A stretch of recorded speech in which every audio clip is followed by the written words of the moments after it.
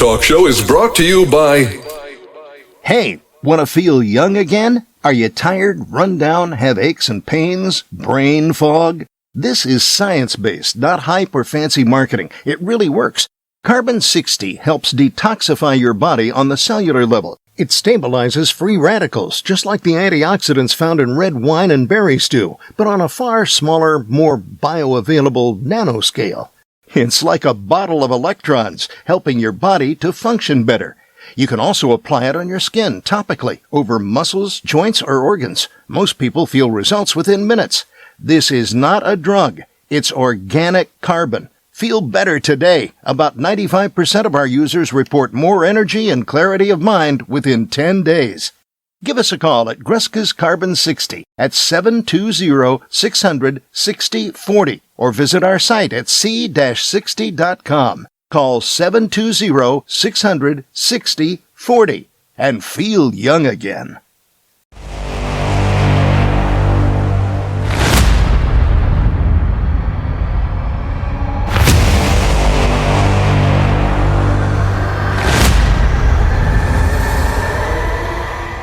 Folks, welcome back to the iHealth channel, iHealth Radio, with your host, Hurricane H. New day, always a new show, always a new guest, always a great topic. I hope that they are great topics and that you're enjoying them. So let's keep that there. But I do believe that we bring value as well as resources, and that's what we're going to be doing as well today with our guest. And our guest today, she's a master certified life coach. She's a keynote speaker. She's a certified facilitator that provides clients with expertise in different areas: relationships, empowerment, purpose. She has a mission. I mean, her group has a mission. She has a mission to support clients and basically sharing skills, strategies that strengthen their personal relationships, whether at work or in regular life. So, anyways, I mean, that's just my debrief here quickly. But my guest, Veronica Williams, is going to join us now, and she's going to talk about her services, and we're going to have a discussion about those things. But what's interesting is that Veronica happens to be married to Daryl Williams, who I actually had the pleasure to meet and have an interview with. We had a great discussion on a Double Impact show almost 2 years ago. And it's been a minute. It was just a powerful show. As a matter of fact, it is still playing on network, and I still, reboost it every now and then. So do check out that site, and that show specifically, in our site and everywhere else. So yeah, and I have the pleasure today of having his significant other, his other, partner in life, Veronica. Veronica, welcome to the show. Thank you, Hurricane. I'm glad to be here. Well, listen, listen, now you have to live up to he did a good job. We got to do a better job today, right? So we gotta make it happen. I have some big shoes to fill. Oh no, you gotta do more than fill them. So first things first, Veronica. There's a lot of stuff that you do, and I know that listen, you are helping people in the Washington D.C. area specifically.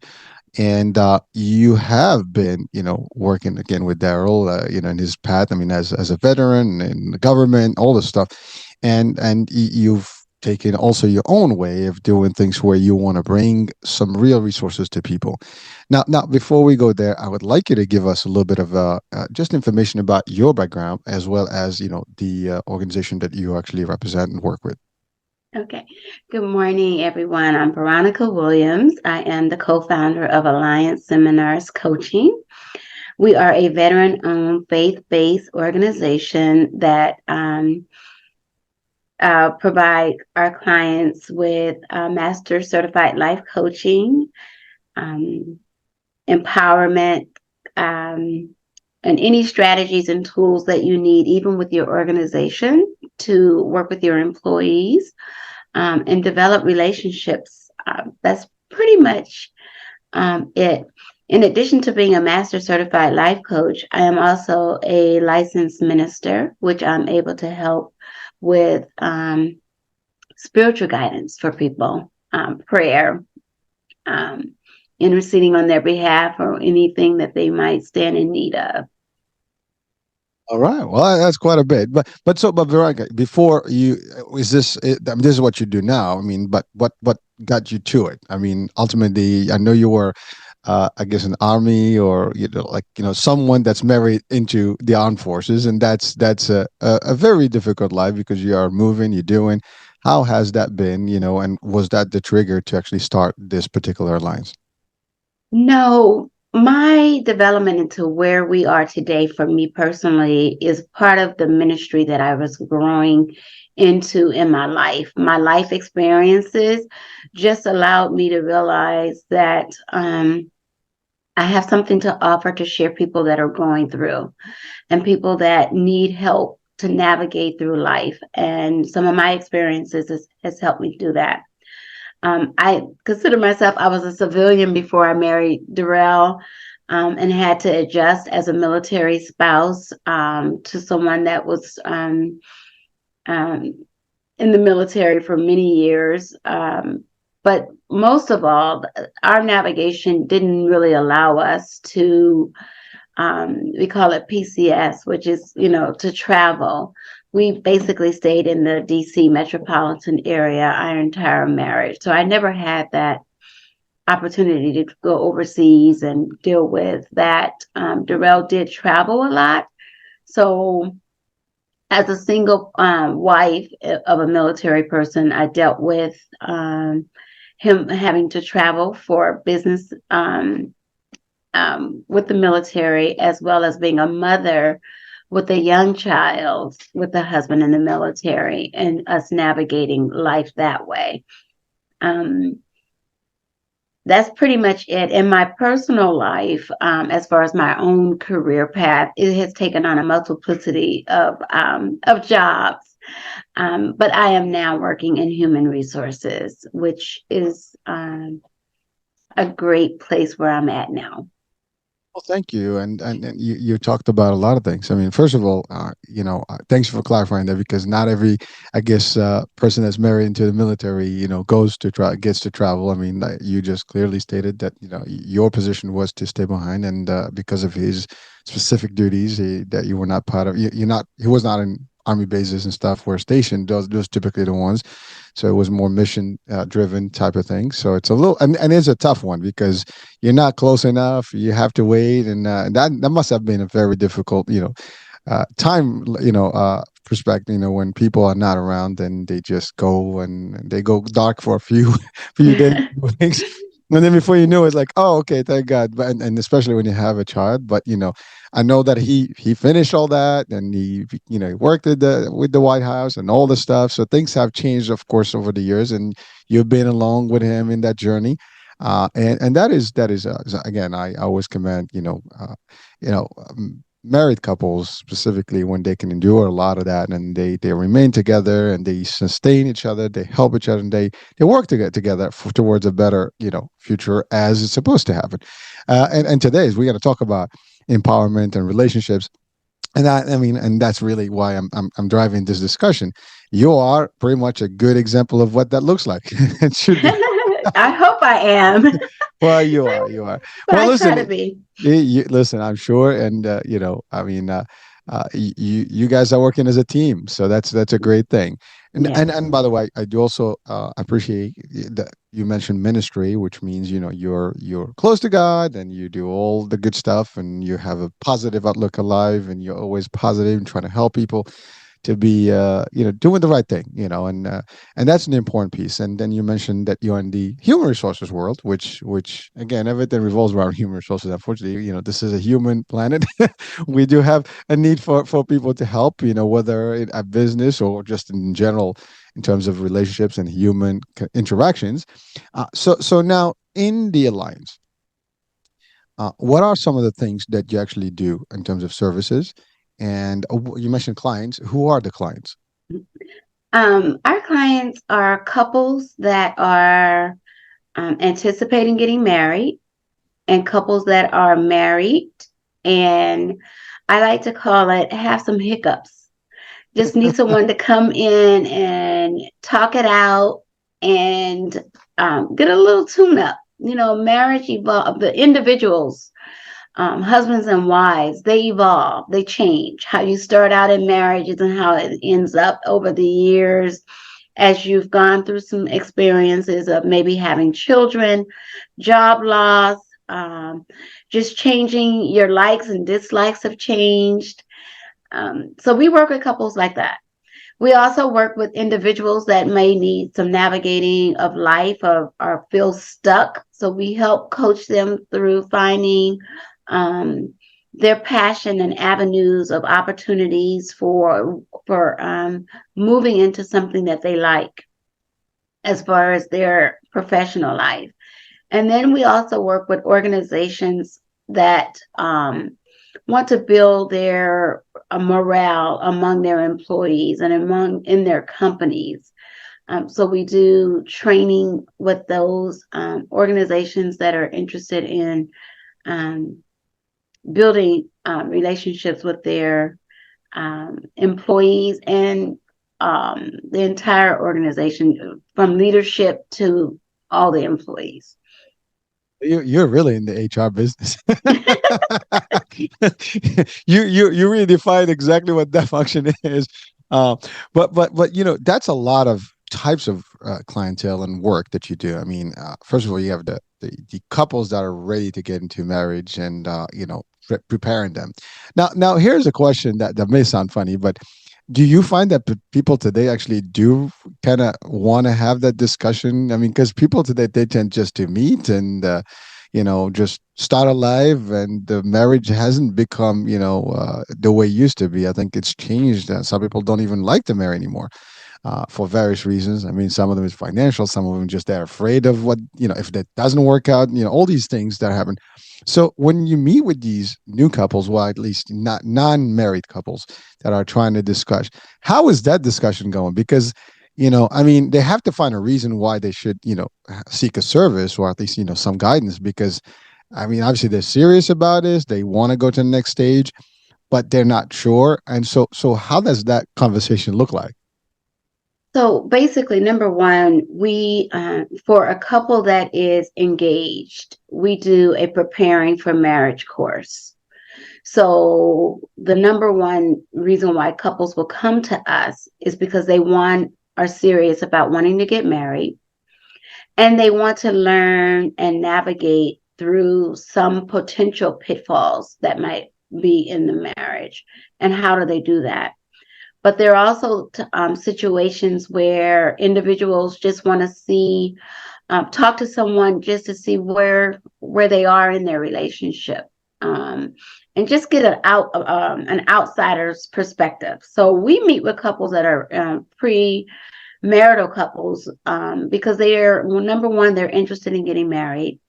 We also do a 10-month process because we're talking about just about 10 topics, but so many other things go into that.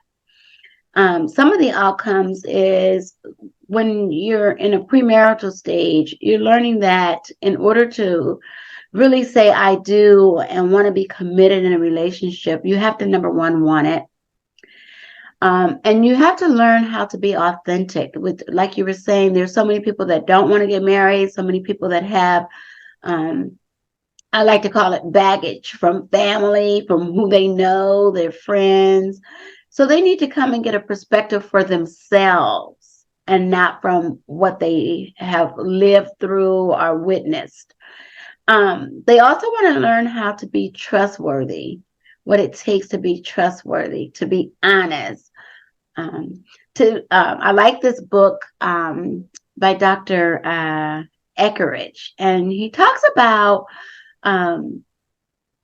what men desperately need is respect, and what women are desiring is love.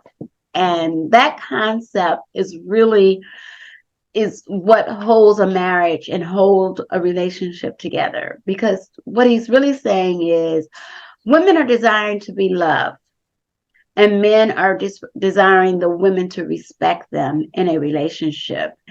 And if a woman is not getting love, then she is not going to be able to respect her husband. If the husband is not producing love, that is why he's not getting the respect that he wants. And so that whole concept leads to a crazy cycle. And what happens is that is pretty tough. And what he means by a crazy cycle, you're going to continue to go through the same thing all the time when you haven't realized what's really going on in the situation here. What's really allowing us to have conflict? What's the real deal? What are my needs? What are your needs? What am I not giving you? I mean, people need to, or we say individuals should not go. Most couples that come together, it's all surface talk. None of it is deep. No, and you need to learn to, if you're moving into a path of being married and wanting to be married, and being committed in a relationship with someone, it takes a deeper conversation about all the things that you want to talk about, because marriage produces vulnerability. If you're not willing to be vulnerable about your life, about your situations, then maybe it's not for you at that point. Doesn't mean that it can't be, because there are some couples that we had to say, why don't you guys take a pause, go work that out, and then let's resume. Because even though you may say I'm ready to get married, it may be some things in your past, it may be some things in your current day, and then you may have, especially for couples with the rate of addictions, and it doesn't always lead to drug addiction. It could be sexual addiction. It can be anything that is going to prevent you to be the best you. So when we go into a marriage, we want to take away and be our best selves. So I often ask people, from a spiritual standpoint, have you really, for those that are spiritual, and there's some people that are non-based, so you kind of ask it based, non-faith based, but have you really thought about whether this individual is the suitable mate for you? Has the individual thought about, is she really the suitable person for me? Am I really the suitable one for her? Can we work through what we got going on right now? Because every marriage has something to blend, whether it's other family members because they all have pre-existing children from past relationships, whether it's the biggest piece is when children are adult children are dependent on their parents in financial ways. So when you're coming together, the Bible talks about how you're to leave your parents or leave your mother and your father and cleave to your spouse. It really doesn't mean abandon them. It just means becoming less dependent on them, and now enter into this interdependent relationship with this individual. Whatever we got going on, whether it's financial, whether it's something that we used to depend on with our parents, we now need to work on how we're going to navigate that together. We're going to think of our own plan. We're going to set our own foundation as to where we want this marriage to go, how we want this marriage to be viewed for us. Not comparing yourselves with others, but just realizing that we're in this, and keeping other people out of it is very important. And that was one of the key advices that my parents gave both me and Darrell, because he was taking me away from my family while marrying me, and I was going to have to move 3,000 miles away from my family. But that was very critical. My father being a man of God, being in marriage close to 50 years by the time I got married, to one woman, my mom, he wanted to make sure that his youngest daughter was going to get into something that wasn't going to take her away, where he couldn't protect her anymore, where he couldn't be that individual for her. So Darrell had to really own up to be like, are you really able to take on these things? I used to provide this for her, and I know how she is. I know she's growing up to be a woman, but are you going to be able to man up? And that is really what other couples need, is someone in their corner to let others know that this person is loved. This person has somebody in their corner, but you're going to have to step up and be who you say you want to be when you've asked this individual to partner with you in marriage. Ooh, Veronica, that's a lot of stuff we covered there.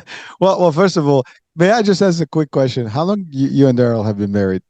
Oh, coming up on 25 years in Ooh, September. there you go. There you go. Amazing. It's Ah, amazing. But the key about that is Darrell and I, we grew up together in Compton. We went to the same middle school and high school. We never dated. We knew of each other. We had mutual friends. It wasn't until after our high school 10-year class reunion that we really got together. By then, we were adults. We were in our late 20s by the time we had our 10-year class reunion. And so I consider us being more matured. We've experienced some things in life. We had to decide if this is what you want, and being able to talk about it, your past history, what other relationships you had, what didn't go well there, what are you looking forward to be there. Taking away unrealistic expectations allowed us to grow. But most importantly, we grew to be friends before we were able to be, I'll just say lovers, all or right. There's nothing wrong with that. that led to us being in love to be husband and wife. Let me say it that way, because that's really how it was. Before we could even think about marriage, we were friends first. And in that friendship is how we developed a relationship that moved us to the next level of being more than friends and being in a relationship to say, yes, we'll date each other, we'll commit to each other. We both were sold out Christians. We were both sold out in our life, living up a committed life to God. So we had to make sure that we were on the same page. There can always be two Christians get together, but they're not always on the same page. So just for people to know, we weren't into fornicating. So you have to really know if that person is going to be for you, because that's not what I want. I want to experience what God wants from me after marriage, because that's what that was intended for. So we had to make sure that we were on the same page. And a lot of couples, I'm not seeing them always on the same page from their spiritual aspect of getting together in a relationship. Well, first of all, congrats on 25 years, and definitely you guys are both blessed with each other. I mean, he's blessed to have you, you're blessed to have him, and I love what you said. And I'm going to go back to some of the initial stuff, but just on your relationship specifically, which really was the concept of marriage before. People meet with each other, they know each other, then they commit to each other, then they become truly friends throughout their marriage, and that relationship builds on friendship and respect. And you're right, I mean, you mentioned Christianity specifically, but all faith-based, relationships are, there is no fornicating, there is no, pre-sexual, relationship prior to actually, the marriage and all that stuff, and that was the tradition, in centuries. But we live in a time now that has been lost, and people kind of sample each other's sooner than later, and then it's Mhm. just that, and so there's that part of it, and then sometimes that is not enough to sustain, and therefore they don't make it to the next phase. And I was going to ask, and that we'll get to it in a minute, but I'll just throw it right now. Really, in your experience, why you see, these folks, I mean, there are people that actually spending many years together, uh, before they live together. Literally, they're just not married, and then now they decide to do it. And at least what I've heard and seen, I've read, that sometimes it doesn't work out. And I've seen people that been together for years, and then they literally, once they get married, that's when they divorce immediately. And why is that? I have no idea. But maybe because they. It's one thing when you have no obligation, and yeah, you can move out of my place to your place because we don't have that commitment. Once you're married, now you have all these legal liabilities, if you want to call them that way. It becomes Mhm. very serious, and sometimes people don't realize how serious that is until it's too late, and therefore sometimes you have that fear of marriage to start because and we know the legal system can be very brutal when it comes to marriage. Both sides can be, can really get hurt Mhm. tremendously, especially if you have some sort of wealth or some sort of property. And you mentioned kids in between. Some people have kids that's theirs. Some people that have kids from previous relationships, and now you have all that attaches to this relationship, and it can be destructive. You have parents, as you mentioned earlier, which can be also a determinant factor in terms of whether you're going to succeed or not. Because In your case, your father wanted someone that's going to take care of his young daughter and take her to that 50 years mark and beyond. Till death do us part, as as it states, right? Mhm. And that's a beautiful concept. I still believe in that.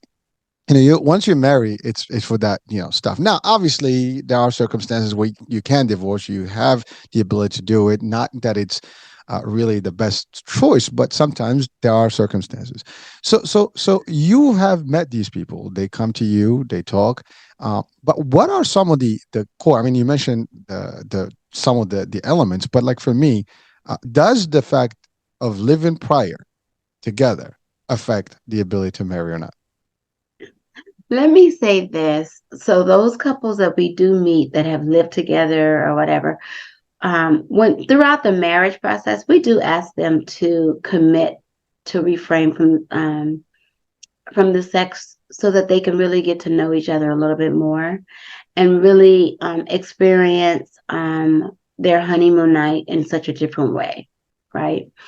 Um, I think when couples come together, it can work. And again, you have to want it.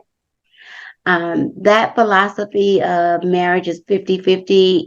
You have to go in giving a hundred of yourself. Um, you have to really want it. Yes, the vow that says to death do us part. A lot of people, they stumble over that. They don't want to, they hesitate. But the most critical piece that people hesitate on is when it's asking wives to submit to their husbands. A lot of people want to take that part out. And I think what I would like to say is that it just really means respect, our love, you know. We get so hung up on words that it takes you talking about what that means and defining it for yourselves and your couple, because every couple is so different. Every couple is so unique. They might have some similar characteristics, but the individuals are very different at how they handle things. For those couples that have lived together and then decide to get married, it can sustain, it can work, but you have to work on building a foundation. For individuals that get married based on, let's just say the sex, that won't sustain the relationship.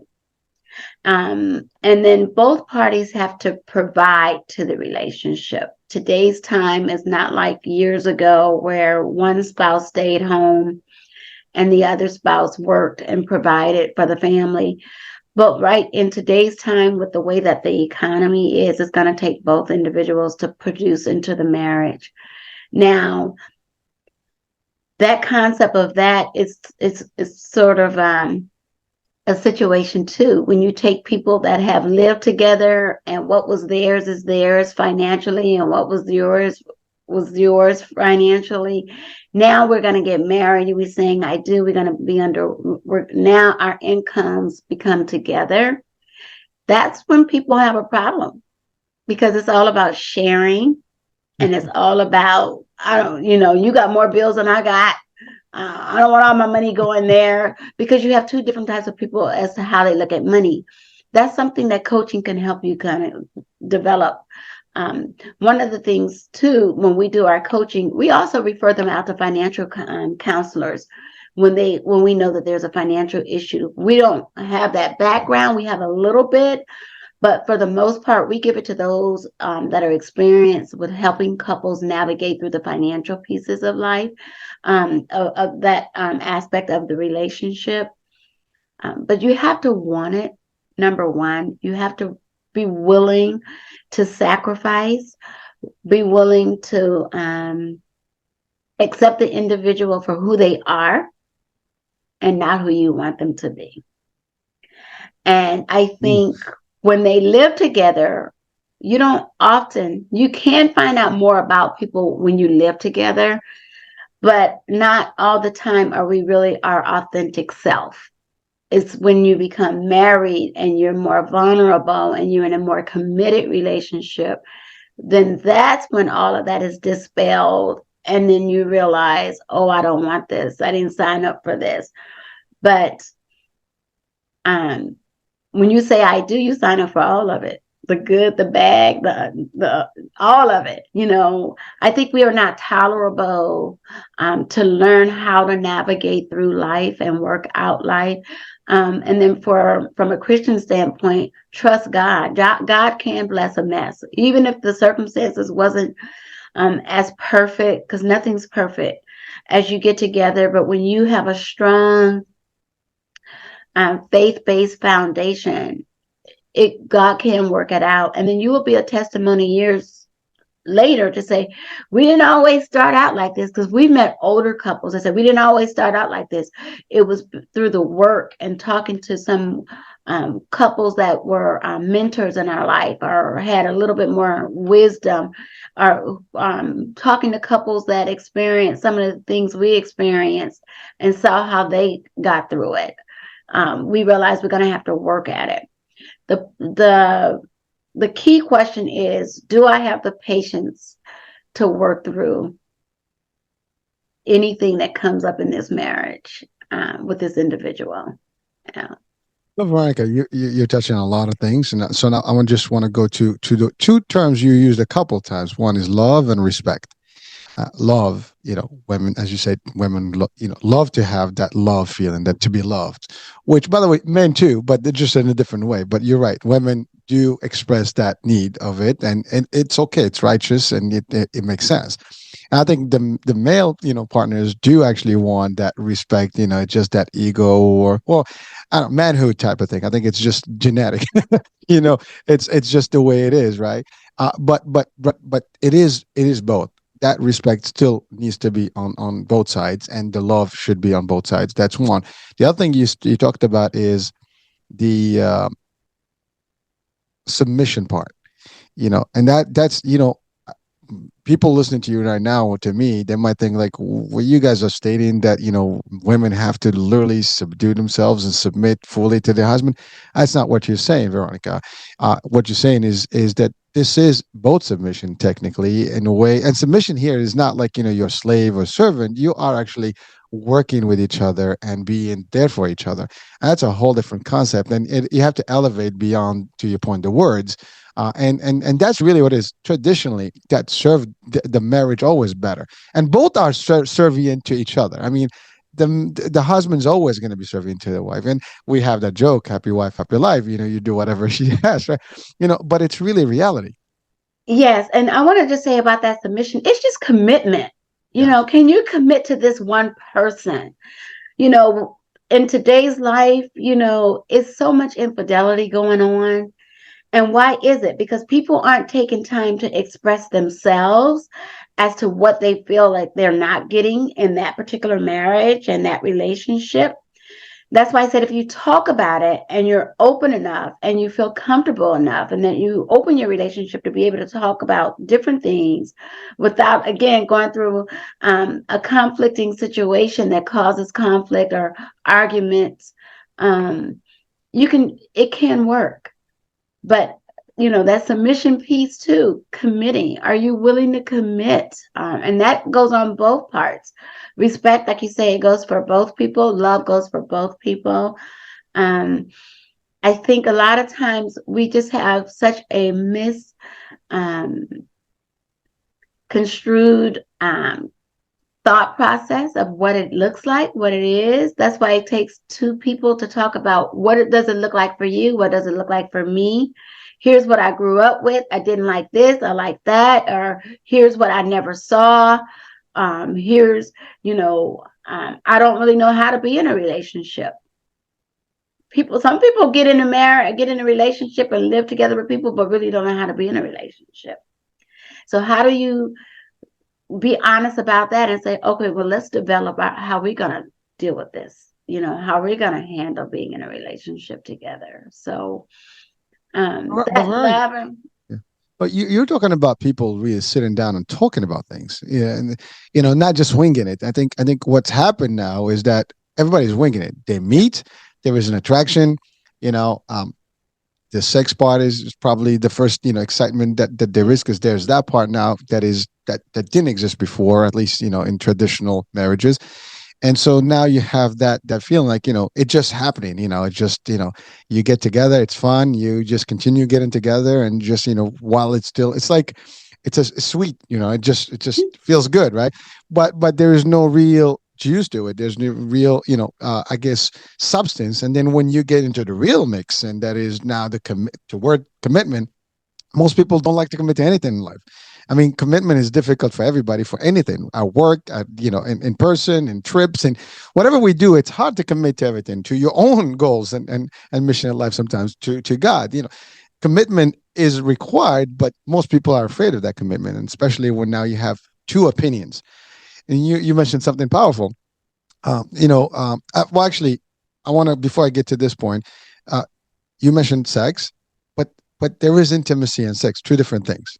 Two different. And I think sometimes that gets kind of convoluted.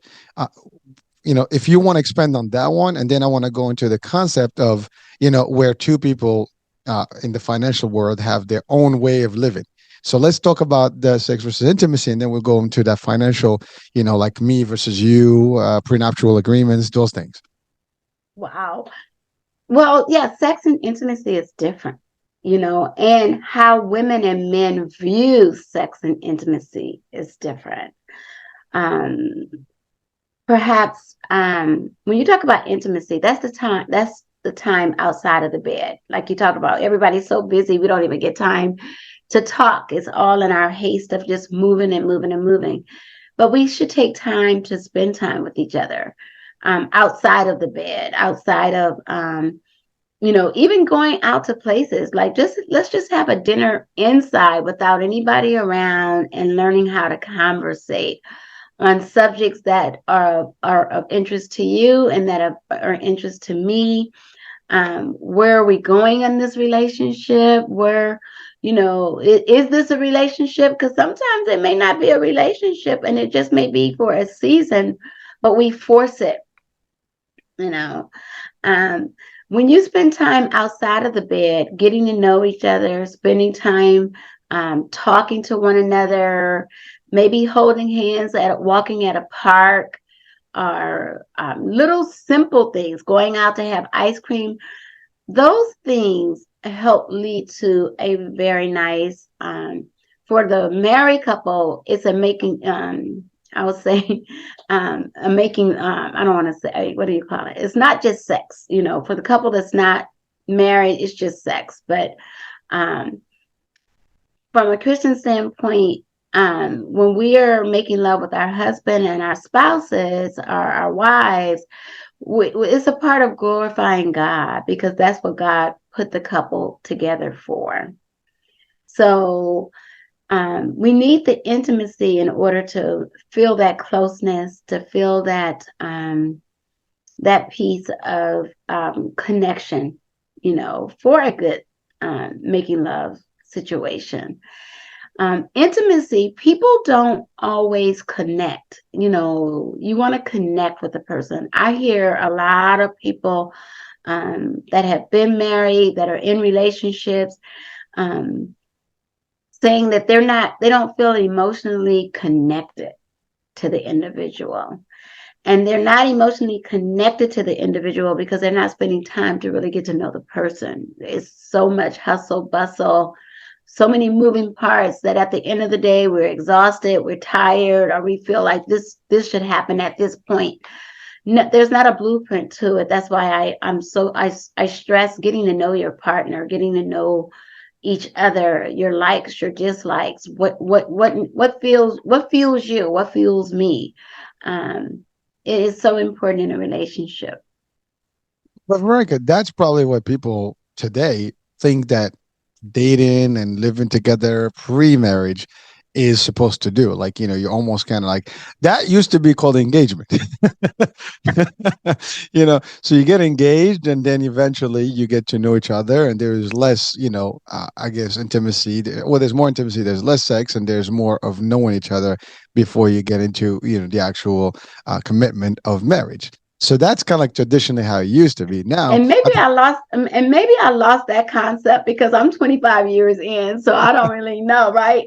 But it is something that they called engagement back then. But even in today's time, I think people are moving too quickly into the relationship, too quickly into, they don't spend time in the friend zone, if there is a zone, right? They just go straight, whatever. I like you, you like me, that's it. But there's so much missed in between that when they do when they do get married, they didn't even discover all the other stuff, and now they're waking up and they're saying, well, what do we do? I missed something here. I'm not feeling this. I'm not, because you didn't do, not that there's an A, B through Z, but there's processes in that gets you to building a foundation and knowing what's going to help sustain your relationship. Well, thank you. And you know, it's amazing because you talked about that today is very difficult. And I think a lot of things that happen in that relationship where there's less intimacy, there's less relation, there's less knowing each other is because everybody's hustling, you know. And you're right, there was a time where men worked, women stayed home, and of course we're past that in today's, you know, age, and it's okay. Both parties are working and stuff, but what happens is that they both are so pulled in multiple directions, and there's no time for themselves, for the couple. And so they either the kids, the job, this, that, running, they're tired. So they lose actually, you know, that. By the way, this is not a rule. This, you can still make it work. I mean, you are 25 and I'm 21 years in, and you know what? You got to find the time. You do like your date nights, you do certain things there. You know, it's part of your life. But unfortunately, you know, people find excuses to this, like, you know, I'm busy and this and that. And sometimes there's, if it was built on attraction only, there's a lot of attraction out there too. And so that's the easy way to actually, you know, deviate, if you want to call it that way, from both sides, right? So it's a matter of like that friendship zone, that friend zone, as you said, is a key. And that builds, you know, over time. You have to be together, you have to commit to each other, you have to get to know each other more, to the point where I'm sure that you and Daryl, you kind of almost, you know, can, you know, finish his sentences and think, you know, if he's looking at something, you know already what he's going to say or see. You get to that point, you know, then you know that you've gone to that level where you're really in sync. I mean, you are a unit. You know, we have that jokes like, are you guys a thing? Well, you become a thing. You know, Right. but that's actually, it takes a lot of work. And you're right. If there are kids in between, demanding jobs can be difficult. You know, if someone, for example, I mean, look, your husband was traveling over the world. That takes a lot of, you know, patience and love and trust and all this stuff. And you know, you could have easily said, "Well, you're all over the place. I don't know what. Yeah, what are you doing?" And then you can just go on the other tangent. And sometimes you have that personality that creates something from nothing. You know, because they have a little bit of not, you know, no trust, or maybe they have some sort of a, I don't know, a lack of belief. And so that makes it, you know, that's a difficult task too, because some people have jobs where they travel. And if their spouses are not, you know, there's no trust in between them, or there is some sort of behavioral thing that they feel that it can affect them, then they start reacting, you know, ad hoc, and basically that starts escalating, and the next thing you know, then you have problems, and then they'll come up to you, you know. But so let's talk about this point, and then we can continue.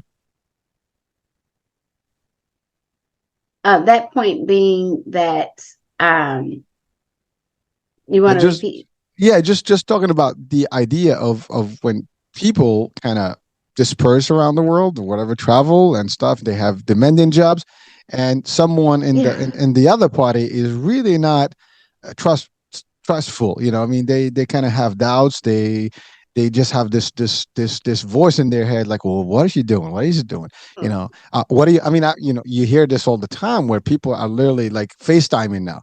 Can I see where you are, who you are? Can you give me I mean, come on. I mean, but it's real. That's happening. Yeah. You know, when you get to that point, I mean, do you really want to be in a relationship? Yeah. And I think what happens is that self-esteem on one hand for the individual, being who you are, being like who you are, be secure with you. I think those are some insecurity things that come up, Yes. but it has to be something that the other party recognizes about that individual, to know that when you're dealing with them, that you're going to make sure that you comfort them in that insecurity, right? I think when it starts to becoming that you have some insecurities, that's something that you need to talk to people about. You know, um, we're coaches, so we try to deal with from today moving forward. So you probably need somebody a little deeper because it might be something that's fueled from a past situation that you have distrust and that you're not content with that other individual. Maybe it was something that happened in the relationship as you were going on, and you breezed through it. You guys never dealt with it, you know. So maybe this is a time to channel back to that to deal with that situation. So I think when you talk about that, we don't understand what things are going on because we're so much in a hustle and bustle and so quick to do things so fast that when there really is an issue, it's not until it gets to the point where I don't want to deal with you anymore. But if we had taken time to know when the changes take place in the relationship, or if we learned more about that individual and we feel like, oh, well, why are you acting like that? Or why are you talking to me that way? Because that, from a woman's perspective, something's going on when the tone is there and when you know, there's a shift happening. So the man has to be in tune. The woman has to be in tune to each other and to know when there's a shift. So if there's some behavioral things that are going on that is causing insecurities, did it just happen now? Or were they always just breezed through when it initially happened? So you have to be in a situation to talk, to communicate. Communication is one of the key issues that couples face in their marriages that may destroy it because they don't communicate. I'm thinking one thing, you're thinking another thing, and we're never bringing our thoughts together in a conversation so that we can clear it up. So I think that's so important to do, is to, number one, at that point when there's some insecurities, it takes communication. That's something we didn't talk about in a relationship. But communicating your thoughts, your feelings, your emotions, and being free to be able to do that in a relationship is so important. And it probably can tackle some of those insecurities that you have. Because if you're worried about where the person is and they said they're at one place, and you don't believe them, then that takes a conversation. And did it just develop now, or did it develop early on and you just never started, you never even had trust in them anyway? Right. Well, there are signs about that, right? I mean, There's people can see. signs, so you can be able to pick up, but you got to be alert to them. Sometimes we want to avoid what we think. We know we can't just go on our feelings because feelings are just feelings, right? So that's why it's so important to go on to have conversations about it. Here's what I'm feeling when you're not in my presence. I sense that you weren't really where you said you were supposed to be, because that has been some issues in marriages and situations with couples. Is that, I don't know, he said he was here but he's not there. So then now a person spend their time calling around, is he at John's house? John said, oh, I haven't seen him. Well, when you start doing that, then there's a pause in the relationship, and there's something to be dealt with on a more serious note. So when it gets to that point and your alibis aren't alibis, you know, there's already a disconnect in the relationship. So then you do have to meet the rubber at its head and say, hey, here's the real deal, and be honest. And I know sometimes people don't want to be honest because for lack of not wanting to hurt somebody's feelings, but I'd rather you be honest with me and I know up front. Then I find out later from in my own research, which that's what they call it. When you're calling around, you're just researching, right? That investigative eye, that I'm a private eye at that point. But is that really what you should be doing and investing your time on? And then is there something that you can do when they're not in their presence? I know when Darrell traveled, I was busy.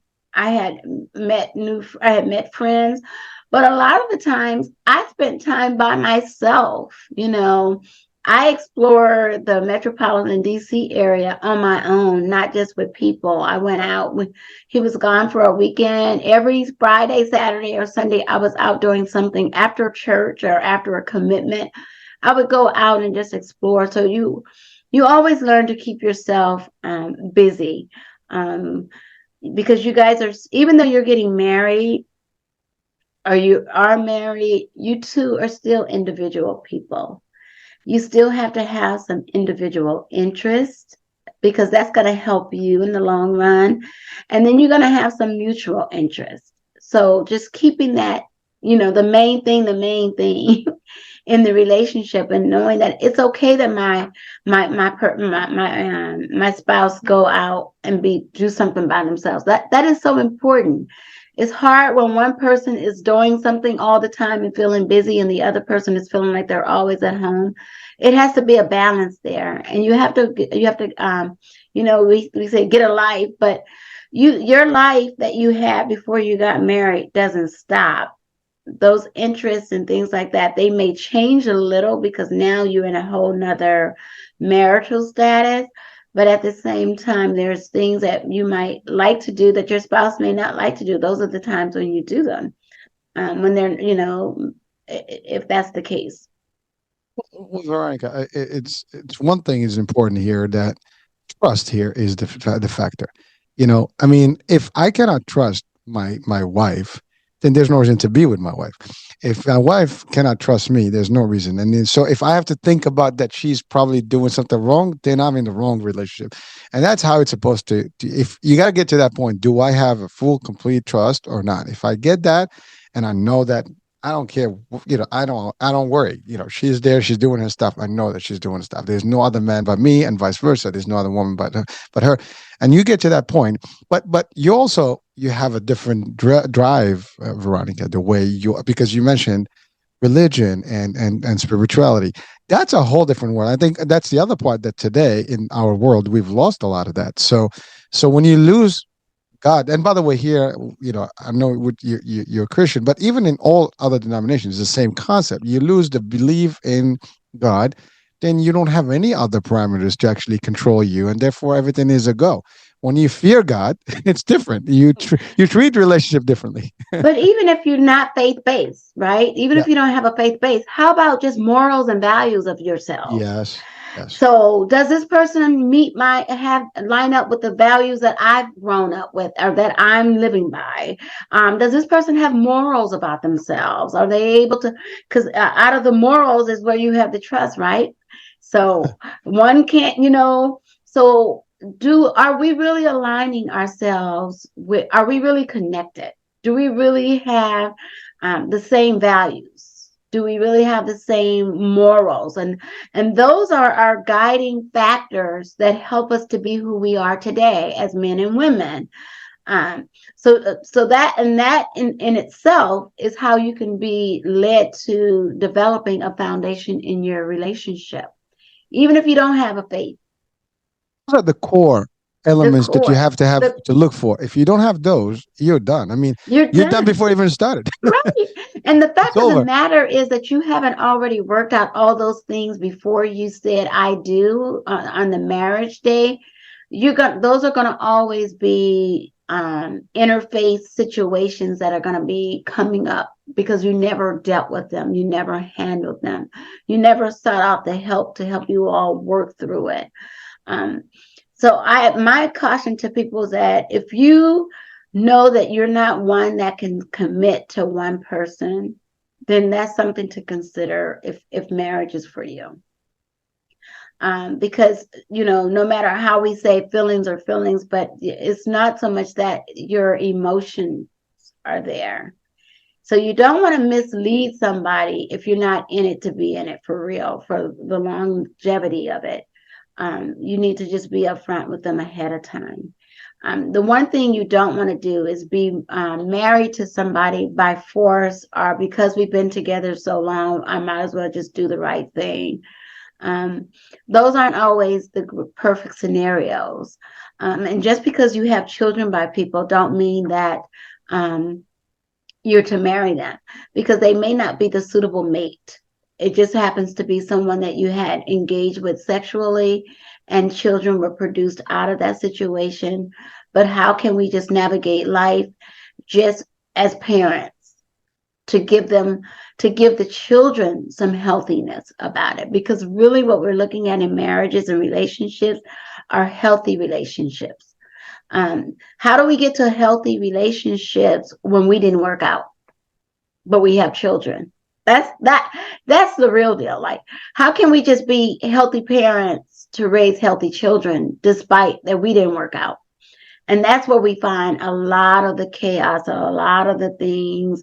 And you found somebody, I didn't, and we still, how can we just be, we want to say, how can we just still be family, but how can we just be the parents that we need to be to raise up our children in a healthy environment when mom and dad didn't work out, and then mom and dad each may have someone else different, but how do we navigate that blended family? That's a whole nother topic for individuals, is navigating through that. But when you don't work out and there's children involved, how can we navigate to be the best parents we can be in just parenting in a healthy manner, that it don't affect our children? Because what we do as adults affects our children. And that is why we see the same scenario played out from our parents to our children, whatever. Because if you don't become a good role model in a healthy way for your children, they won't either in relationships. And really, that's what you want. Ultimately, we just want to live healthy. And what's going to get us to be healthy? What's going to get us to be loving towards one another, respectful towards one another, and when we're support to one another. We're each other's confidant. I'm supposed to be your confidant. I'm supposed to be, your best friend. When we can navigate those situations, it's not always, and it don't always work out that way. That's why people, like you were saying earlier, when they feel as though they did very well living together, and then when they got married, it was something different. So to me, that tells me that you weren't really living to be your true self. And didn't change you. It's just that you never became vulnerable to show who your true self is until now. You're in a committed relationship, and you're not really feeling that thing right now. I don't know if I really want to be this committed. I kind of liked when we were not committed. Yeah, we were free. Like, we here together when we wanted to, and that's about it. And by the way, I think part of that is that, you mentioned earlier, is that I can be free because I have my own bills. I know but when you start like committing that, well, why do I have to pay for this? Why do you have to pay? You get into that, and then you talk about having kids, that when you're not married. And this is actually what you stated clearly, is that now you have to worry about the parenting part and still working, the children in between while you have separate lives. And if we go back to the root, if you did it right correctly, you wouldn't have to have kids in the first place, because you wouldn't have done anything until the marriage would have happened. But that used to be, again, traditionally, that's how it used to be. And we live in a world that has changed tremendously in terms of relationships. And so now we have these new types of issues, and more recent, the last couple of decades more than ever. If you go back in time and, just the 70s and past, these things were exceptions. Now they become more of a relevant, situation and more common. And it's changed the dynamics of relationships. Here's the good news. There are solutions. There are coaching programs such as yours. I know we're coming to the end of the show. You do this. We've talked about some of the key elements of relationships here, and hopefully people can just, as a reminder, I think that this will be a powerful tool, because just listening to this, you're probably like, oh, okay, that makes sense. Because really, all you highlighted is really what it should and what it shouldn't, what it's all about, and what could be some of the causes of where things don't work out. But at the end of the day, even if you have issues, if you're not sure, there are resources. Now, Veronica, you are a resource. Your group is a resource. Your alliance is a resource. Now, you only work with folks in the DC area, or you actually do virtual, or how does your program work? COVID really helped. We do virtual as well. Okay. That's funny. I heard that before. Yeah, we do virtual. We do, now that we could do in person, because some people are people that like the quality time to be in your presence. So yes, we do that. But what the whole key is that there is hope in something that seems like there's a breakdown. And you can reach us through Alliance Seminars Coaching on Facebook, and then allianceseminars.org via email. We'll be glad to help individuals and couples navigate through life. Life shouldn't be hard, but I think we make it more difficult than it can be. But when we find healthy strategies and tools to navigate through life, it'll become a little bit more easier, and we'll become a little bit less stressed, and more wholesome relationships will build. Veronica, it's been it's a true pleasure. I enjoyed this. It was informative. It was literally sharing some real light on what really is happening in our world. And by the way, what you covered today applies, I think, everywhere in Yes. today's modern age. And you've clearly, I mean, from a perspective of religion, spirituality, even for just non-faith based, there are tools, there's ways and stuff. Now you are available to help people anywhere, which virtually, that's a great thing. So folks, there you go. If you have an opportunity, if you have a situation and you need some assistance, well, we know where to go. And I will have the link into the description of the show. So hopefully you can click up and link up with Veronica and team, and hopefully you'll get some,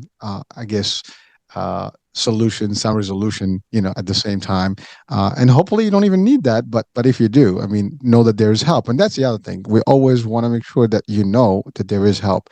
If you don't know, this is a solution. This is a platform that can provide that. Veronica, any last words of wisdom to share with our audiences before we close the show? I just want people to just have hope. Be authentic. Be who you say that you are. And I think that will take you a long way in your relationships.